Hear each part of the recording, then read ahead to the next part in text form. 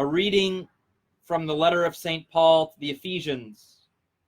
Brothers and sisters, so be imitators of God as beloved children, and live in love as Christ loved us and handed himself over for us as a sacrificial offering to God for a fragrant aroma. Immorality or any impurity or greed must not even be mentioned among you, as is fitting among holy ones. No obscenity or silly or suggestive talk, which is out of place, but instead thanksgiving. Be sure of this, that no immoral or impure or greedy person, that is, an idolater, has any inheritance in the kingdom of Christ and of God. Let no one deceive you with empty arguments, for because of these things the wrath of God is coming upon the disobedient.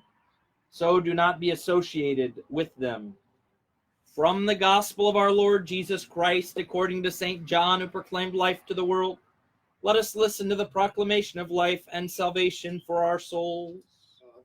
The Apostle John writes, although Jesus had performed so many signs in their presence, they did not believe in him, in order that the word which Isaiah the prophet spoke might be fulfilled. Lord, who has believed our preaching? To whom has the might of the Lord been revealed? For this reason they could not believe, because again Isaiah said, he blinded their eyes and hardened their heart, so that they might not see with their eyes and understand with their heart and be converted, and I would heal them. Isaiah said this because he saw his glory and spoke about him. Nevertheless, many even among the authorities believed in him. But because of the Pharisees, they did not acknowledge it openly, in order not to be expelled from the synagogue, for they preferred human praise to the glory of God. This is the truth. Peace be with you. In our first reading, we heard something that might sound quite surprising. No immoral or impure or greedy person, that is an idolater, has any inheritance in the kingdom of Christ and of God. If you seek out immorality, impurity, or greed, you are an idolater. You worship something else rather than God himself. And so you will have no inheritance in the kingdom of Christ and of God. What does that mean? We can be greedy if we love money, if we are stingy. We put money up on a pedestal as something that we love and desire. This would make us an idolater. We are worshiping money. Jesus says something similar. You cannot love both God and mammon. You cannot love both God and money. Then we hear about impurity.